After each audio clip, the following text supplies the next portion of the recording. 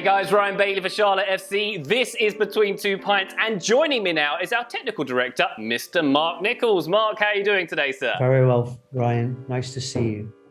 Very nice to see you too, Marc. We've got plenty of questions lined up for you today. Let's start off talking a little bit about your role in assembling the inaugural roster and whether that has changed or evolved as the team has evolved. As you can imagine right now, watching a lot of MLS, one of the important things I think about a new MLS franchise is that we can also learn from the other recent franchises. So I've been lucky and traveled to some of those to pick up some tips and ideas. And not that we necessarily need to be anybody else other than ourselves, but there's plenty of lessons involved in that. So as you can imagine, I've been doing a lot of that, a lot of scouting with Thomas Schalling and his team. That's been an important part of this. And then, of course,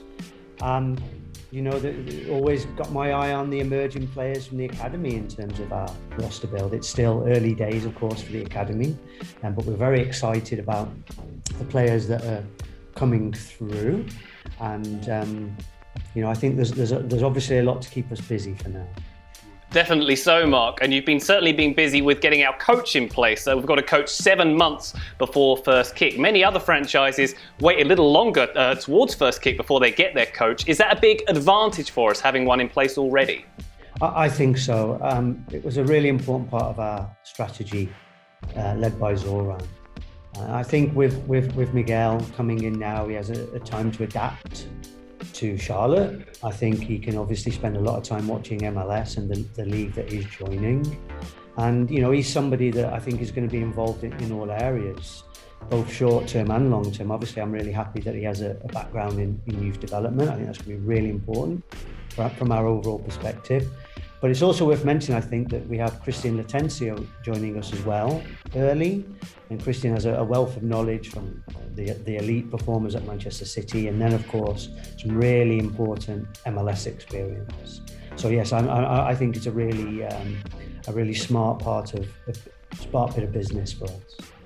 Excellent stuff, Marc. We've also got 2 Carolina natives on the roster, of course, already, Adam Armour and Bram Bronico, AA and BB, if you will. How important for you is that local connection for the team? Very important. I think it's critical. The academy can be the lifeblood of the team. I think it creates a deep connection with the community. And I think it's also a statement of intent. If you're from the Carolinas, we'll be out there watching you. If you're good enough, you'll get an opportunity. If you have the right character, we'll keep you here. And then, of course, given our mantra about development and the coaching staff that we have in place, as well as our passion for the young players here, you'll be given the opportunity. So, statement of intent. I'm not sure we'll find a CC next, but we'll definitely be on the lookout.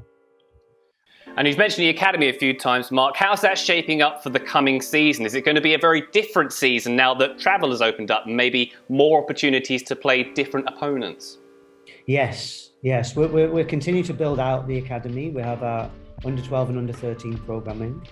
Next year, saying in 2 weeks, next season, we will have a under 14 full-time team, an under 15 full-time team, an under 17 full-time team, and the under 15s and under 17s will play in an MLS National League. This will enable them to get tested more frequently and to play against the best in the country. And then, of course, over time, once we get this first team off the ground, we'll also add a reserve team to create that bridge from academy to first team, if you like. So always evolving, always growing, but I think doing so at the right pace and at the right time. It's all happening, Marc. Exciting stuff. Now, it's been about a year since we had our first pint here back in Big Ben's, Marc. What's the biggest lesson you've learned from your time in Charlotte so far? A deep question for you.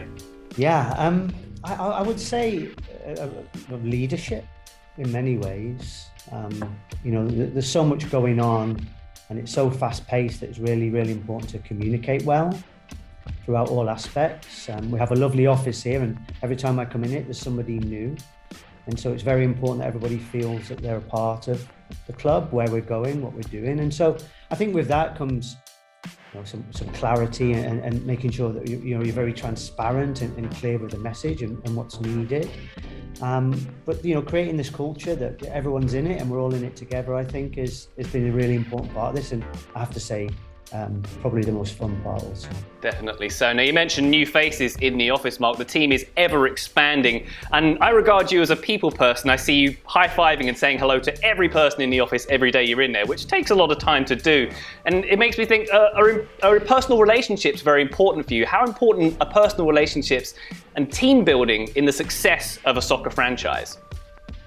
Well, I think when you have close bonds with people, when you get to know the person instead of the title or the position, you're able to get a little bit more out of them. We see all of the successful teams on the field that play, and often it's they have the best spirit and the best camaraderie, and I think when you get to know each other, you're able to ask more of each other, you're able to criticize each other in the right way. And so I think coming from that, it's you can go that extra mile in order to succeed. Our office here is wonderful. It's totally integrated. We have ticketing and marketing and soccer all together. And I think that's really important. And I have to say, really enjoyable too. So just having this sense of togetherness, that we're all in this together, is really important part of who we are and getting more, I think, out of each other. Marc, in building this team from the ground up, has there been anything that's been particularly challenging or something that surprised you in the process? Well, obviously the pandemic hasn't been perfect, and it's obviously majorly impacted, the way that we do things in Scout. But I really feel like we've been able to adjust and adapt. We obviously watched a lot of video, and occasionally we've not been able maybe to be there in person that we'd like, and so that's really forced us to be really analytical. So with Mark Simpson, with his analytics and some data that's been really interesting for us to compare and contrast with MLS and other aspects. So that's been tricky, of course, but at the same time, as a new franchise and different changes, and us being a startup, you kind of come to expect it, and maybe the pandemic has prepared us well for the future. Definitely so. Well, Marc, you're a very busy man. We're going to let you get away very shortly, but one last question for you. What are you looking forward to most about the inaugural season? Is it the home opener? Is it some big away days? What really motivates you and excites you for that 22 season? Well, I have to say it's been a while, and I am looking forward to that. But I think, in terms of being process-driven, I'm actually really excited about pre-season.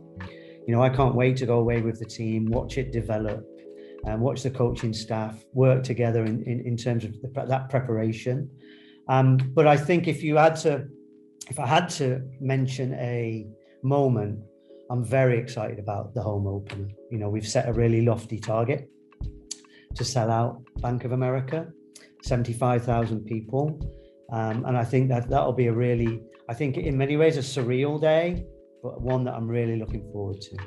It's going to be a big day for MLS and the Carolinas. Marc, thank you so much for your time. Thank you for everything you're doing for this team. One thing left to do. Cheers. Cheers, Ryan.